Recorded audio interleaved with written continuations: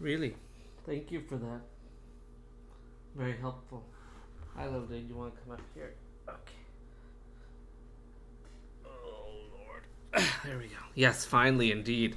10:16. How dare I? Okay. So, oh my gosh. Hold on. Don't go up there. Okay, let's see. Let me just give you guys like a few seconds to trickle in.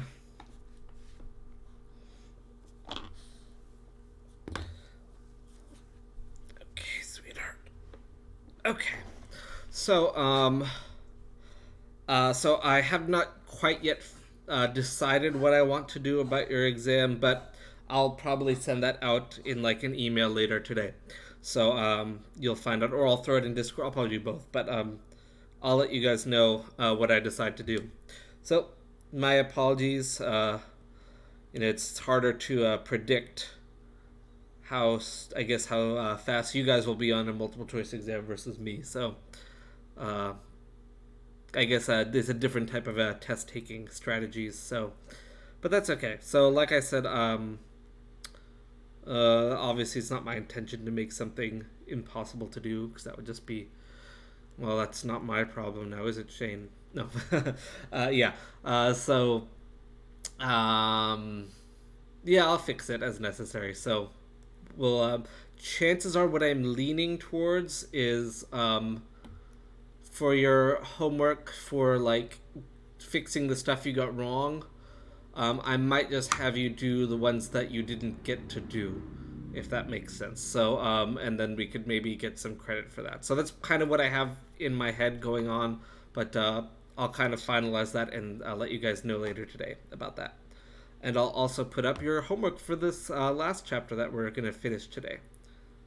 So exciting times. And it looks like Thursdays you guys want to do another post-exam review.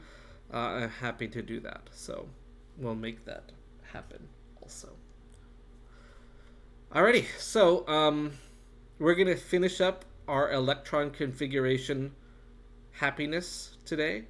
And then we're going to start Chapter 7. Chapter 7 is super short and, in my opinion, super easy. So it's a gift after killing you yesterday. Alrighty. So, yes, I know, right? So let's go ahead and get back to electron configurations. So, I'm sure you guys have completely forgotten because this was not on your exam. Oh my gosh. Okay, let's just try that again. That's better.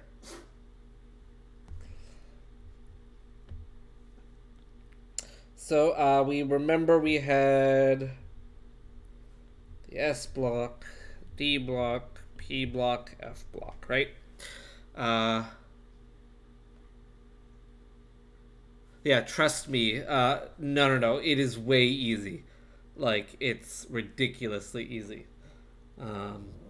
It's just like trends on the periodic table.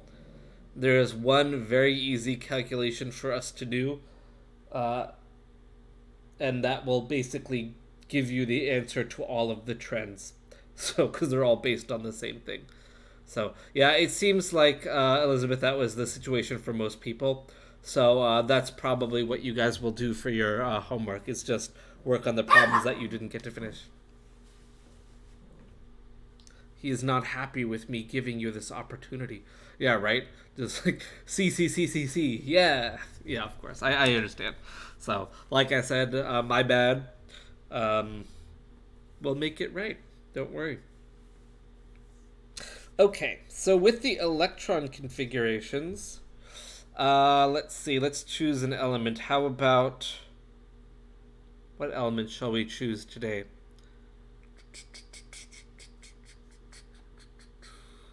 How about arsenic? Yeah, let's choose arsenic. Let's find where arsenic is on the periodic table. If I remember correctly, here's oxygen, sulfur, arsenic is underneath. No, selenium is. So arsenic is actually Right here. Sorry, I had to draw a few of the elements because I can't remember. Oh my god, I have a periodic table right here. What am I doing? Okay, here's arsenic. It's right here. So it's in group 15. So looking at this, where do we think arsenic's last electrons are going to be? What do we think the end of our configuration is?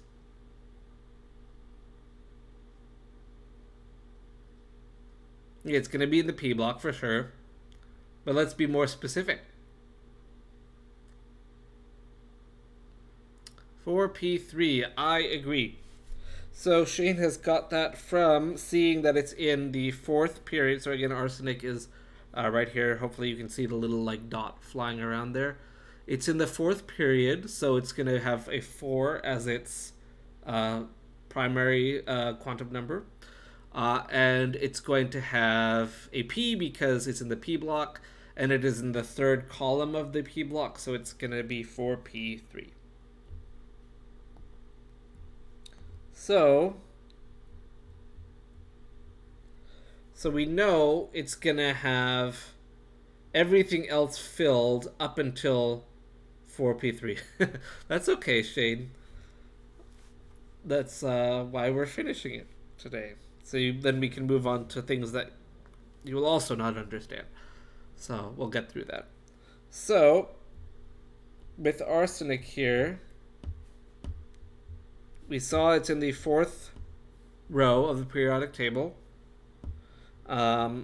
We saw that it was in the third column of the P block.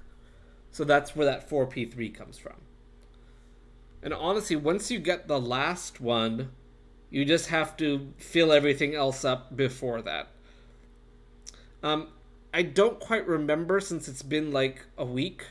Did we talk about the D block being n-1 kind of?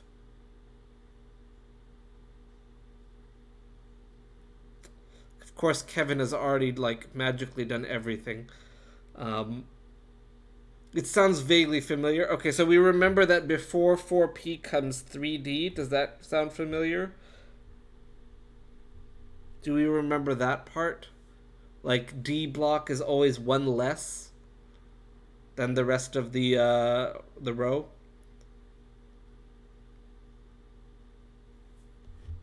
So this was 4p. This is 3d at the top. Okay, we didn't remember that. Okay. So, then in that case, I'm just going to scroll down a bit.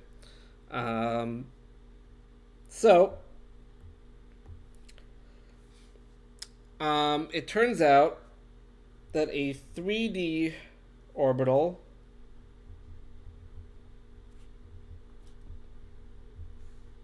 is between 4s and 4p in energy. Okay, well, Kevin, like, it's hard to trust Kevin because he already seems to know everything. So, like, I can't tell if Kevin is, you know what, I can just check, like, right now if this is, hold on, let's just find this out. All right, where did we talk about, must be this one, I think. Let's find out. So it looks like I don't think we did do that, Kevin. I don't think we did that quite yet. So we can continue that now.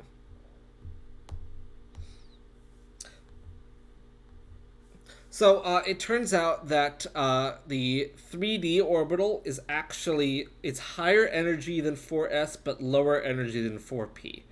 And so we're going to see that the trend is going to be the same. That we're going to see that, or rather we're not going to see that, but the scientists who have done all these experiments and crazy calculations have done this for us, that a 4D orbital is between 5s and 5p. And so we're going to see that the trend is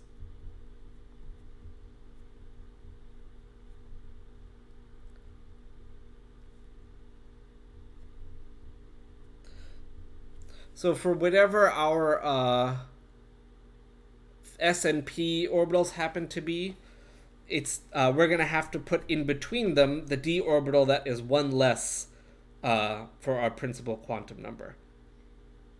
And so all that means for us is that even though this is the fourth row of the periodic table, that is actually the 3d orbital that is that first row of the transition metals. So it's just one number less than the rest of this stuff. So 4s, let me erase this here. So 4s is right here. And then we start 3d. And then after 3d, we go through 4p.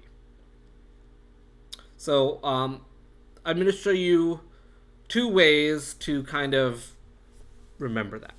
So the first way is just the periodic table. If you remember, the d block is always one less than it should be than the rest of the row. That's one way to do it. And I'll show you the other way in a minute. Okay. So for that, let's just accept it for right now. That 3D is going to be in between 4s and 4p. F is going to be a little bit different. In fact, F will be n-2, and that's it. That'll be the only thing. But I will show you another way to get through this more sanely. And so, after that, we know... It's going to erase these other ones. We have the rest of our orbitals. And so we just have to fill everything that is before. So it looks like I've written 3D. So we're going to have to fill 4s. We're just going backwards on the periodic table here. Before 4s comes 3p. And then 3s. We're just moving backwards. Then 2p, 2s, 1s. And then we always just have to fill these with the maximum number of electrons. And Kevin, I don't think we've done the noble gas shortcut quite yet. So we're going to leave that alone. All right, I have... So the orbitals, we always report these in...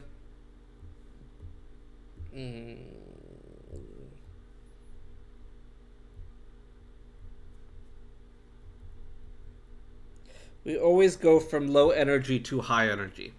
So the 1s is our lowest energy orbital, and in this case 4p is our highest energy orbital for the arsenic atom. So because 3d is in between 4s and 4p, it just so happens to be that way.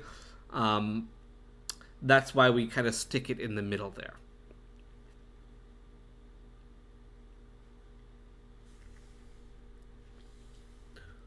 Alrighty, so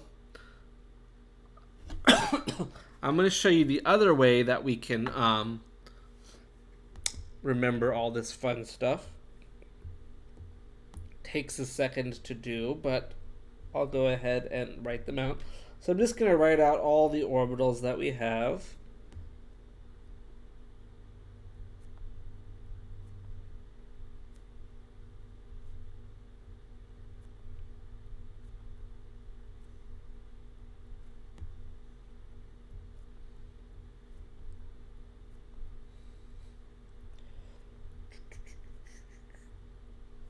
Okay, so this is really the only orbitals we would ever see for ground state atoms. And it so happens that what we do is we just draw horizontal arrows going through them all. Oh my goodness. And we kind of connect our last arrow to the new one. And we just have to put the orbitals in the order that we've passed through them. No sound. Elizabeth, maybe you may have like muted the thing. So yeah, because I'm seeing sound on my end as well. So if you think about it this way, that tells us 1s.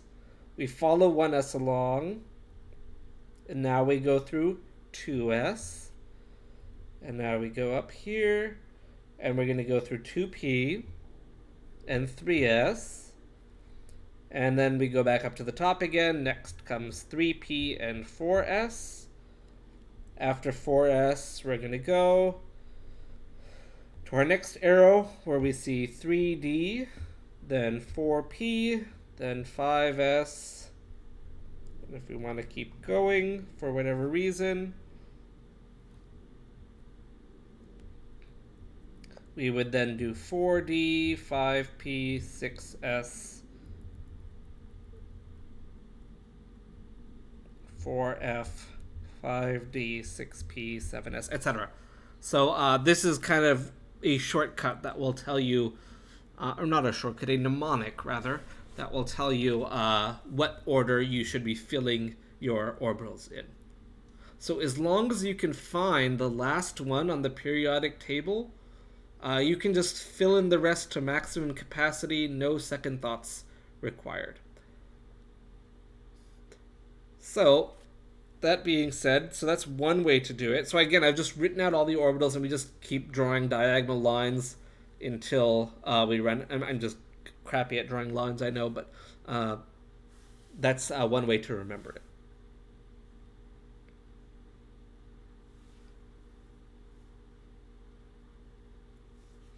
However, the way that I like to do it, and again, you can use whatever you want, like, doesn't really matter. They'll all work, but the way I like to do it is to use the periodic table. So I'm going to scroll down. Yeah, so where we were in arsenic, we would have stopped after 4p. Yeah. So we would have stopped at 3d, or 3d then 4p. So in fact, this is all the stuff that we had for our arsenic atom.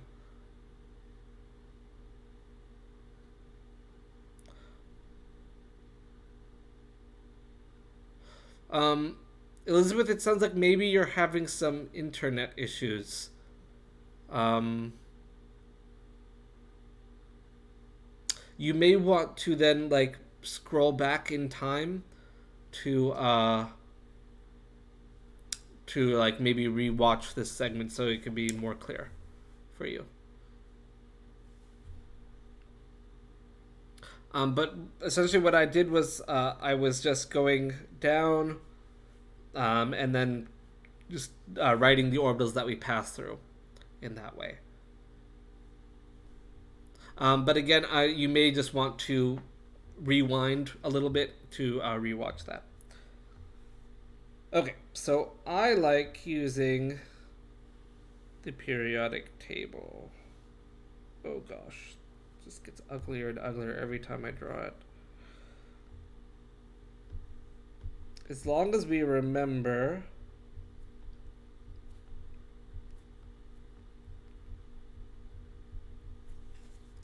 S and P orbitals are always, fine. They are the same as whatever row you're in on the periodic table. The only tricky ones are D and F, but they're not that tricky. They're just, D is just one less. And so let's see, so we actually technically go to 4F, and then after that we go into 5D.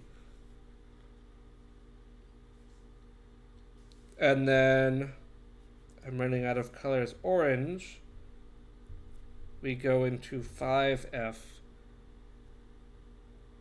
Oh gosh, this is going to be so ugly. Oh, I'm sorry, everyone. Did I write 6S? Shame on me.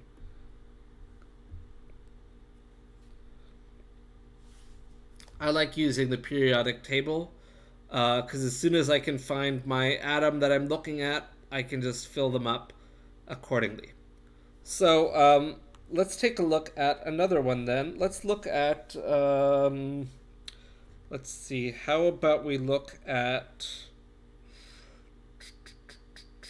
Astatine. Yeah, you're totally welcome to use your diagonal lines. That would be totally okay. You'll get the same answer, don't worry. So if we were to look at it the periodic table way, we could do it both ways in this case. So Astatine's way down here.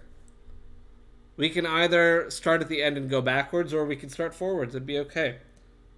Let's go. So first we're going to go through 1s, then 2s, then 2p, then 3s, 3p,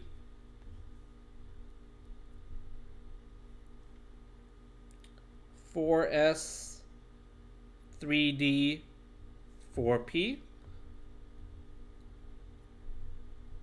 I'll fill in the electrons later. Oh, Kevin, you have forgotten your F orbital.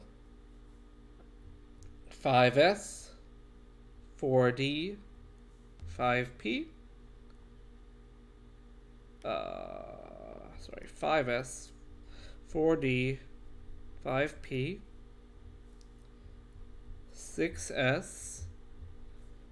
Now we have to go down to 4f.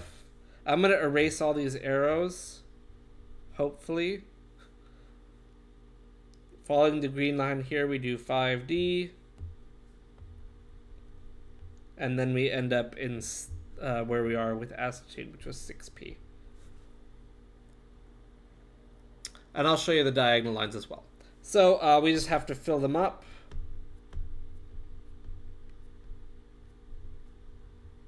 Remember, P's are 6, S's are 2s, D's are 10s, F's are 14s. My god, this was a long one. And remember that this is the only one that's not going to be full. The rest are all full. If we go ahead and look at Astatine, oh my gosh, why did I choose to do such a crazy long one?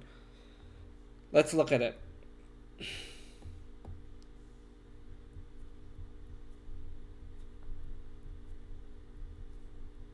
Oops, I forgot 3D.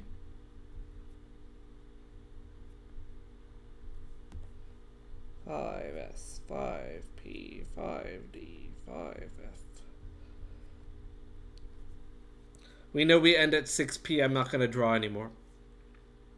So, first one. 1S. Second one. 2S. Next, 2p and 3s. Then 3p, 4s. Again, so you'll notice I'm as I go through them with these diagonal lines, that's when we're writing these out. So next one is 3d, 4p, 5s.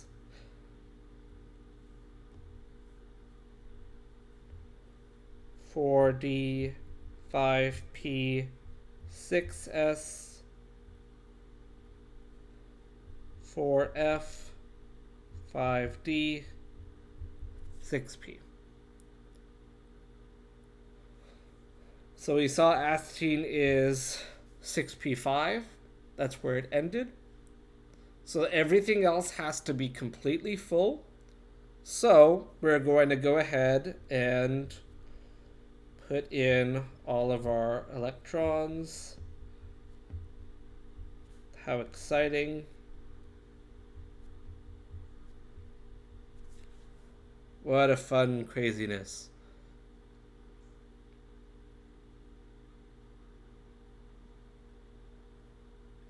So do we see how this diagonal line thing works?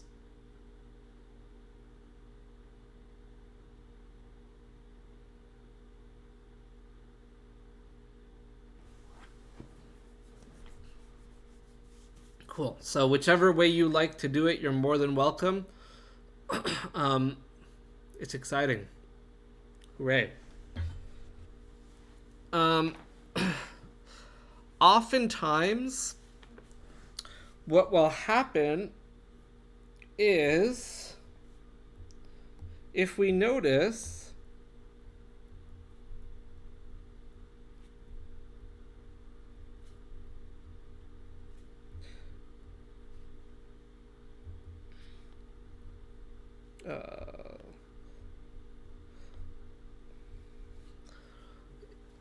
where are we getting the electrons from?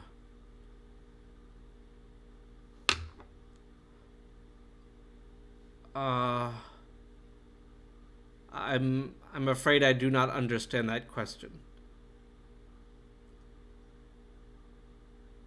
Like, you mean the last electrons?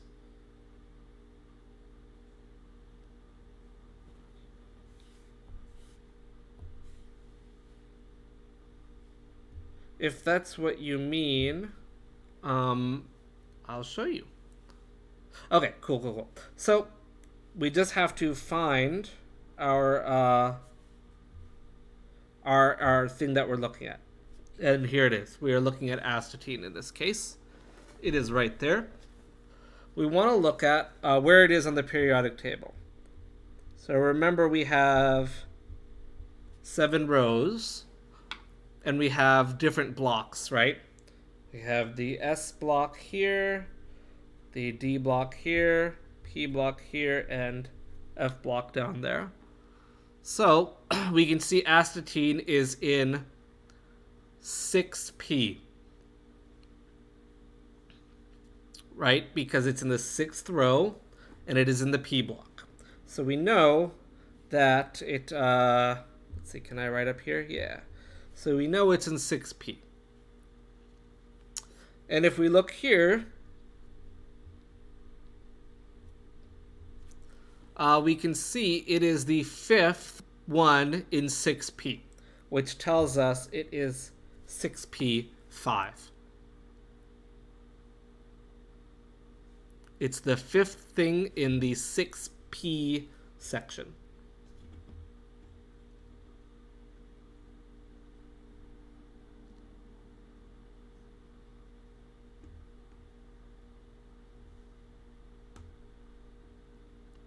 Okay?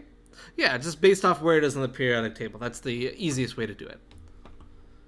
Technically, you could also say, okay, it has 85 electrons. Let's keep filling up orbitals till we run out of electrons. That would be a pain, but it would still get you the same answer. Why did I just save that? Oh well. Cool.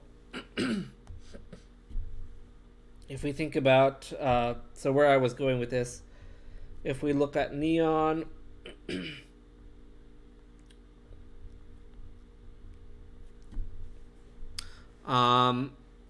so we just, so once you find your last number, fill in everything else to the maximum, and that's it. That's all you have to do.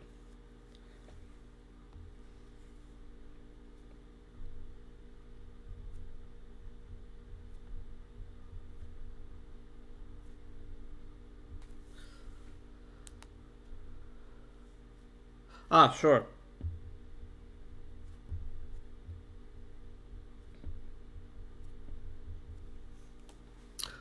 So remember, you can have, so the number of orbitals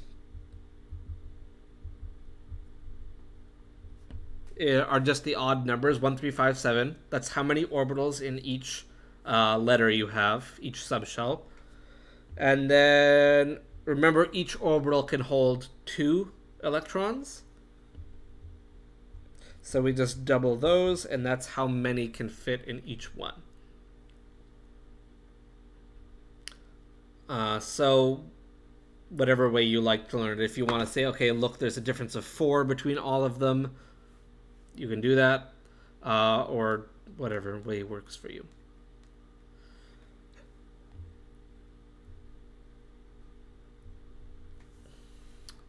Okay, so shortcut time.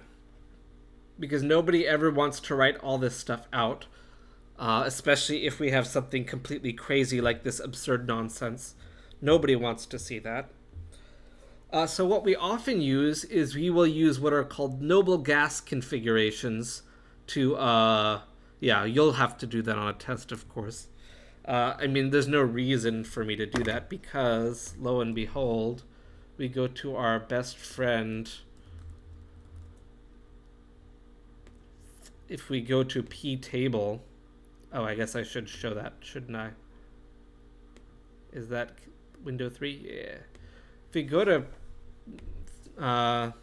this one, it'll show you your electron configuration right there. So if we were to look at astatine, we can see its electron configuration right here. So it'd be quite silly for me to ask you to duplicate it, because you could just so very easily look it up.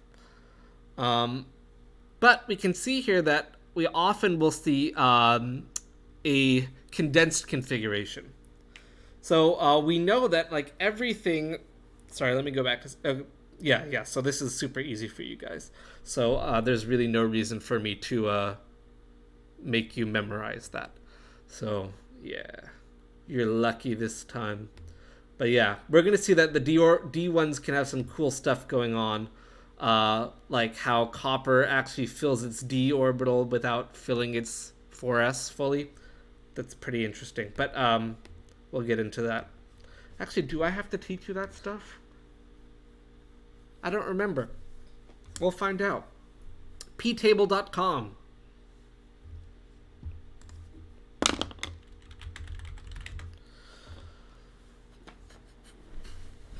Yes, it is a handy-dandy periodic table. So you'll very easily be able to check your answers that way. And so what we often do is abbreviate our configuration by putting basically everything that is a noble gas, whatever noble gas it happens to be, and then just putting everything else that's in there. So as long as, so what we want to do, step 1, find your element, whichever one you're looking for. You use the noble gas from the previous row.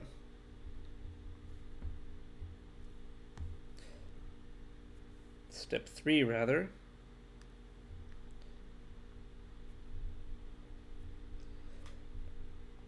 So while I think the little arrows thingy can work really well for these expanded ones, sometimes it's easier to use the periodic table for the abbreviated ones.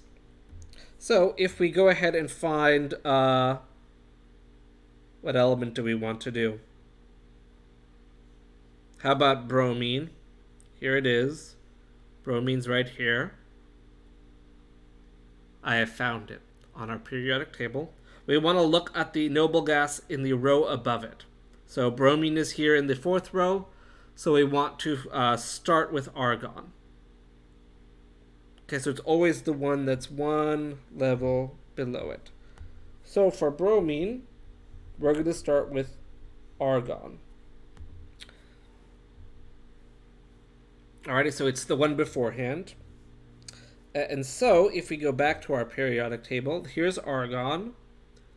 So we just have to fill in everything else. So as long as we know that this here is 4s, and this nonsense is 3d, and then we just go till we find bromine, which is 4p5. Yeah, except for it's a p, but yes, you have it exactly right. Yeah, I think there's just a typo there, but yes, it would be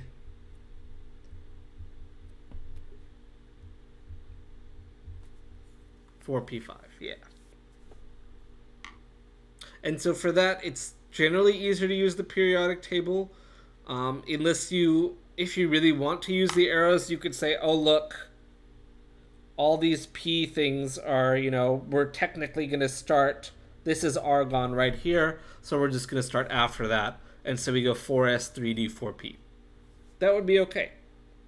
You can use that.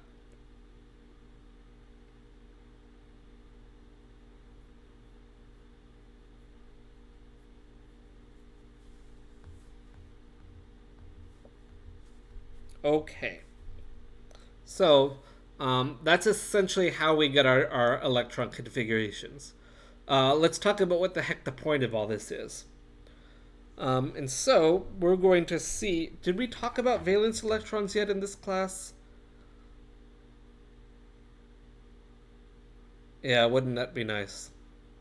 Though p-table actually shows you the energy levels, believe it or not.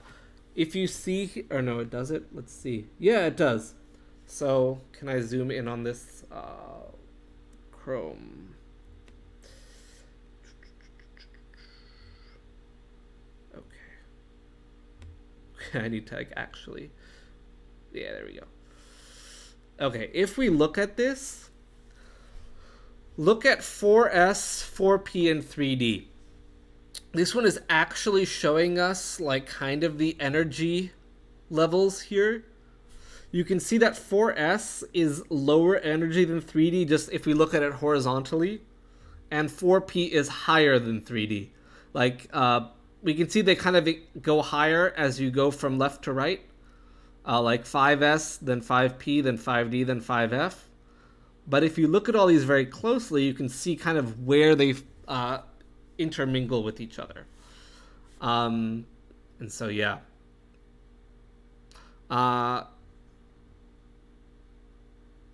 Yeah, but I guess it doesn't actually put a happy thing for us. No explicit n-1. But let's go ahead and I want to show you guys something. Okay, here's one. Yes, here's oxygen. If I were to ask you how many unpaired electrons does oxygen have? Okay. Yeah, exactly. So they're really close energy levels, and it turns out that having... let's get into that in a second. Looking at this, how many unpaired electrons does oxygen have?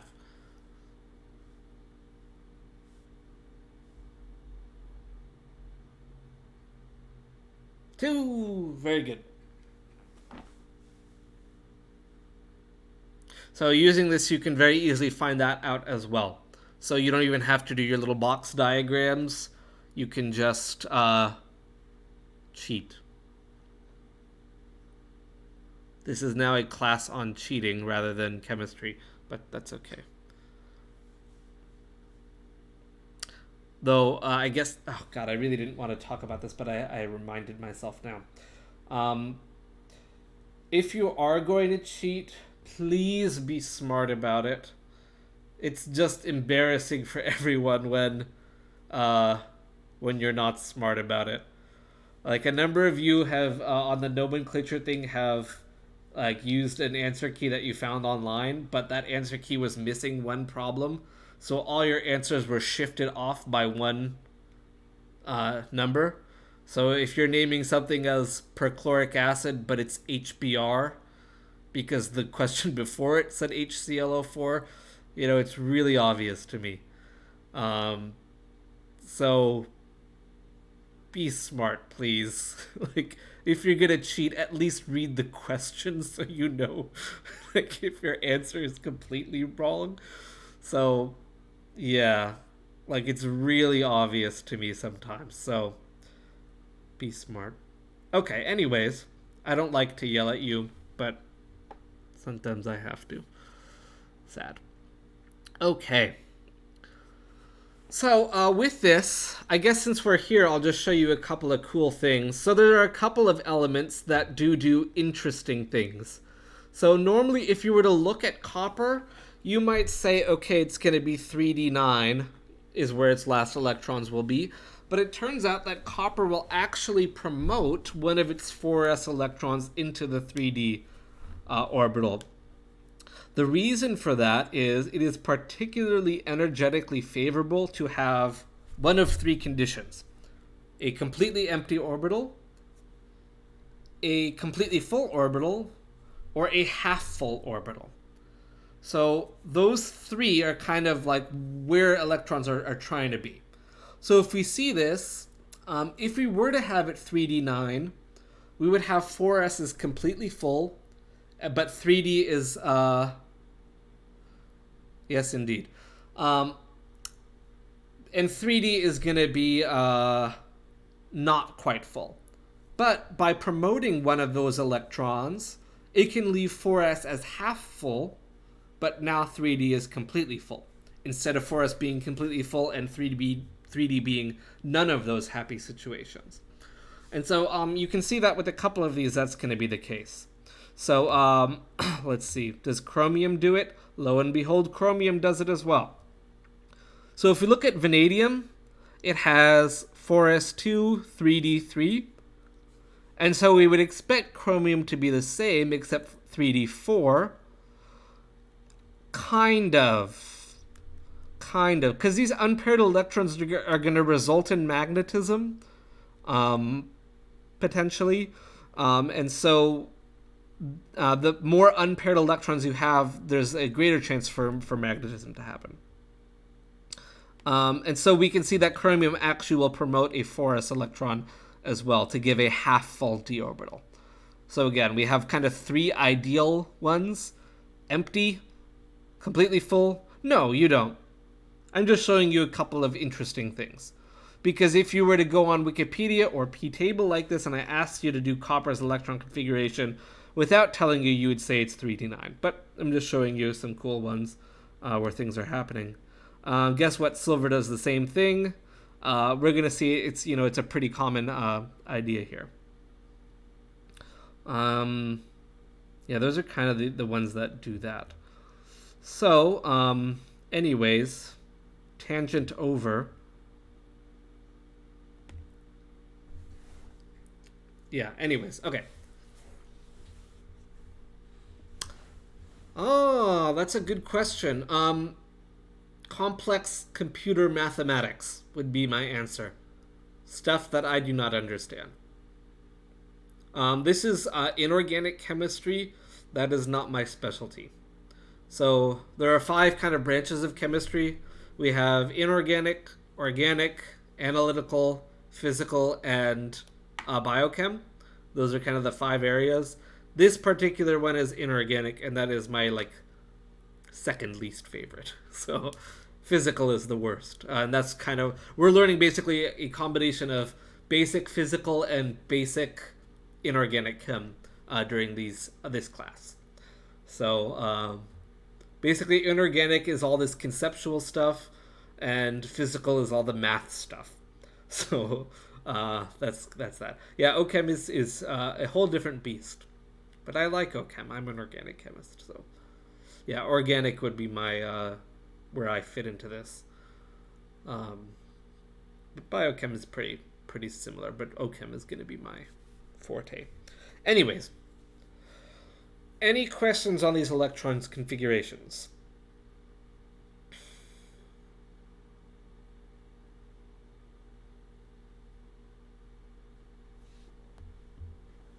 If you're typing that out, yeah, biochem can be pretty scary too. Yeah, OChem does not have any math whatsoever. I mean, there's maybe one equation, maybe 2 equations. That's it for the entire year. So it's a joke math-wise. Okay. Okay. Yes.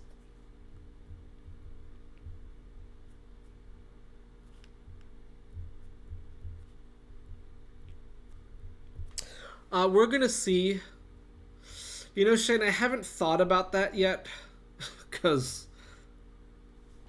for your homework, I'm gonna give you some of this stuff. But yeah, some of this, yes, you would be able to check using ptable, or if you are unscrupulous, you would just copy it from ptable. But you would have something like that. The homework, when you see the homework, you'll see the type of questions. I would say that'd probably be the most accurate way to think about it. So I'll try and post that later today for you guys.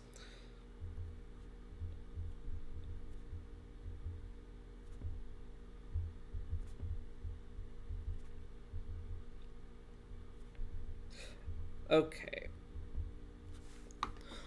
Alrighty, so we have two ways of talking about electrons as well. We're going to see we have ones called valence electrons and ones called core electrons. Valence electrons are going to be everything that's in the outermost shell. That means the biggest n. Remember, n is our principal quantum number. That's our shell number. So if we look at bromine, suffice it to say, anything that's a noble gas this part is always core, for sure. And so looking at this, how many valence electrons do we think bromine is going to have?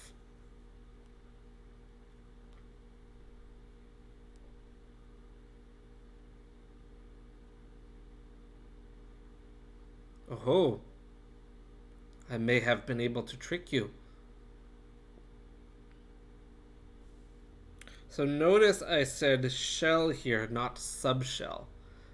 Indeed, so it's actually 7. Both of these are in the 4th shell. They both have a 4 in front of them. That's the biggest number we see with bromine. So we are going to have 7 valence electrons. So it's the number that's before the orbitals. We're going to see that d electrons are also always going to be core. Those are a lower shell. And we're going to see that by and large, most of the chemistry that we have talked about and will continue to talk about deal with valence electrons. Core electrons we're going to see are not really going to be doing anything. Valence electrons are where all the action is at.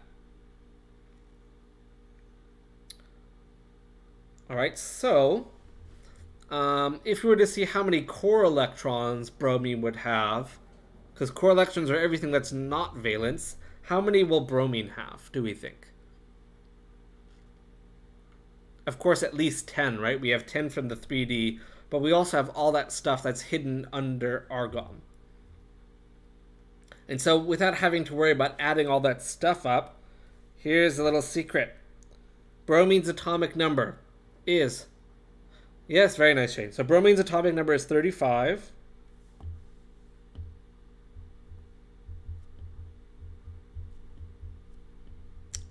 And so that's going to tell us bromine will have 28 core electrons and 7 valence electrons.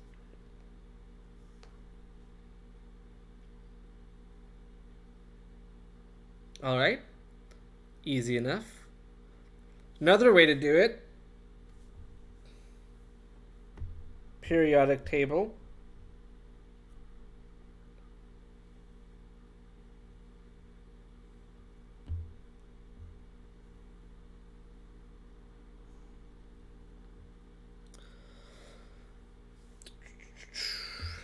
Lucky us.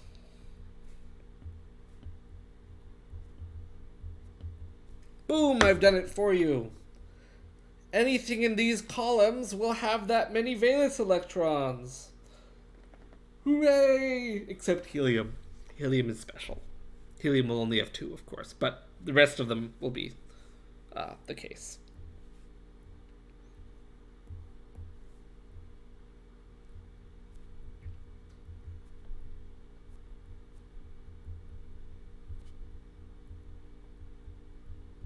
So your group will also tell you the number of valence electrons.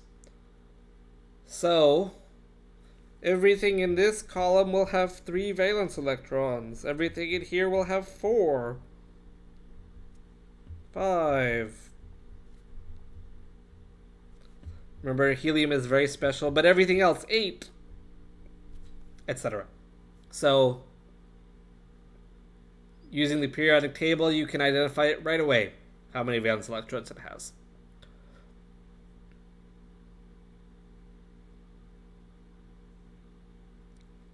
Cool.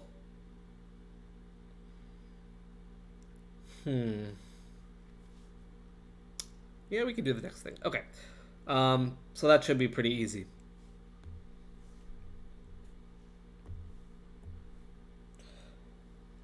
Alrighty. So, with that out of the way, you could also use this information to predict those charges, right? Because we saw all the halogens have 7 valence electrons, and they will also all form -1 ions, right? And so we're going to see that 8 is that magic number of valence electrons things want to get to.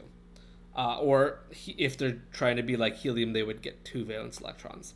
That's the reason that all these, how we're able to predict the charges that these things are able to have. And it's because of these valence electrons. Okay. We're going to now start talking about properties that we can tell based on the periodic table.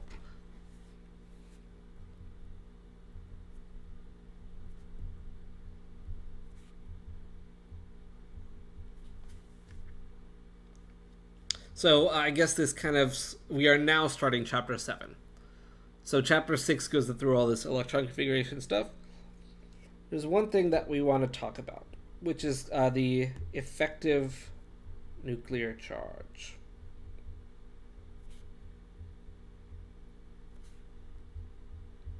If we understand effective okay. So Shane, everything in group 7 has 7 valence electrons. Some periodic tables, by the way, put that as group 17. Still 7 valence electrons. So that's just why. Remember we learned that. Go to our periodic table and draw on it. We remember everything in this column. You know, these columns, they had these fixed charges, right? If we think about it, can we read this blue? Maybe I should use a different color. How about bright pink?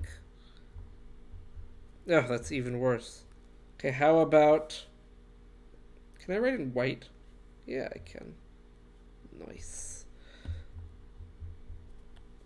Apparently this is never going to work. I can never write this nicely. Okay, fine. So remember that these are the charges. Okay, so we'll remember our charges from before. Remember when we were learning how to name compounds? If we think about it, these are gaining electrons, right? If you look at these with how many valence electrons they have when they're neutral, and then you add the electrons to make them their ideal charge, you're going to end up with 8 for all of them. Because that's the magic number that all of these guys want to have, is 8 valence electrons. So remember, everything in this column has 5, 6, and 7. If we add these numbers up, 3 and 5, 2 and 6, 1 and 7, we get 8 for all of them. And remember, for our positively charged ones, that's the opposite. They lose electrons. Remember, if it's going to lose 2 electrons, it's going to go back to now having 8 valence electrons.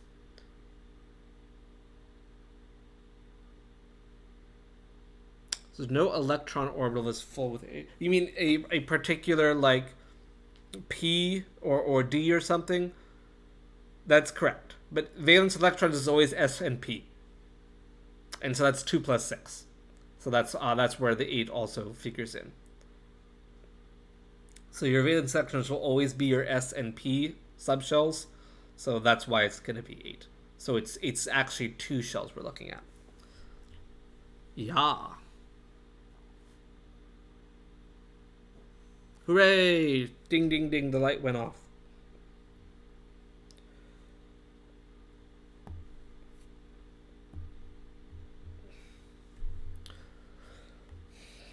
Okay.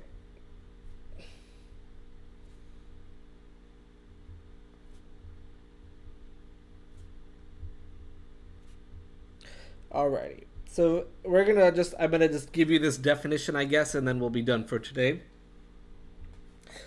We have a term called the effective nuclear charge. That's Z sub EFF. Okay, yeah. I'll make that clearer.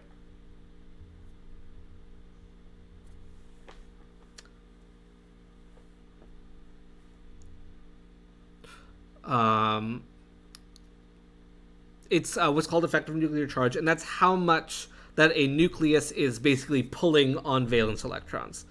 So valence electrons, because they're in the outermost shell, they're the furthest ones from the nucleus. And so we're going to see that because the nucleus is positive, electrons are negative, electrons are going to want to get squished in. But we have core electrons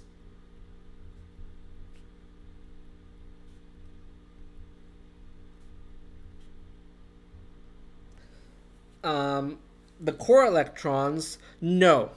It will deal with electron affinity, not electronegativity. It's very similar, Kevin. We're going to actually talk about electronegativity next chapter. So we'll not worry about that right now. Because electronegativity is about things with multiple atoms. We're just looking at individual atoms now. So we're going to talk about size and metallic properties and all that sort of thing. Okay, anyway, so core electrons are pushing valence electrons away because core electrons are negatively charged. But positive nucleus in the middle is pulling the electrons in. So we kind of have two forces fighting each other. So we have the nucleus pulling them in. We have the core electrons pushing them out. So we just have to kind of decide who's going to win. And that number is going to be given by the effective nuclear charge. And so, formula.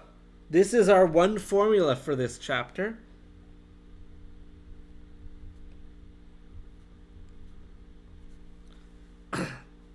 And it is, as you can see, incredibly complicated. This is the atomic number, just like Z was before. And S is